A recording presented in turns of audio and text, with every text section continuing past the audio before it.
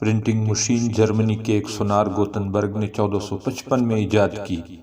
اس وقت مسلم تہذیب تاریخی عروج پر تھی۔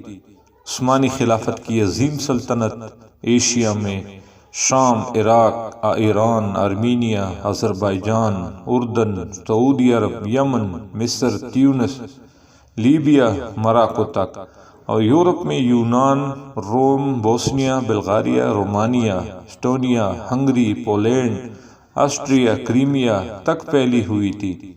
مذہبی علماء نے فتویٰ دے دیا کہ پرنٹنگ مشین بدعت ہے، اس پر قرآن اور اسلامی کتابوں کا چھاپنا حرام ہے۔ عثمانی خلیفہ سلطان سلیم اول نے پرنٹنگ مشین کے استعمال پر موت کی سزا کا فرمان جاری کر دیا۔ مسلم ممالک پر یہ پابندی 362 سال برقرار رہی۔ ہاتھ سے لکھے نسخے چھاپ خانے کا مقابلہ کیسے کرتے؟ کتاب و رسالوں کی فراوانی نے مغرب کو جدید علوم کا سمندر اور مسلم تہذیب کو بنجر سوچ کے جوہر میں تبدیل کر دیا۔ جاگے تو فکری بینائی کھو چکی تھی۔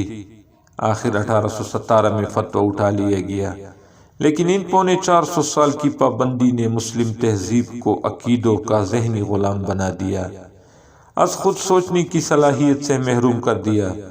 یہ فاصلہ آج تک نہ صرف برقرار ہے بلکہ مزید بڑھتا جا رہا ہے۔ مقام حیرت ہے کہ مسلمانوں کو اس تہذیب ضیاء پر ملال بھی نہیں، نہ ہی یہ تاریخی نصاب میں پڑھائی جاتی ہے کہ نئی نسل سابقہ غلطیوں سے سبق سیکھ سکے۔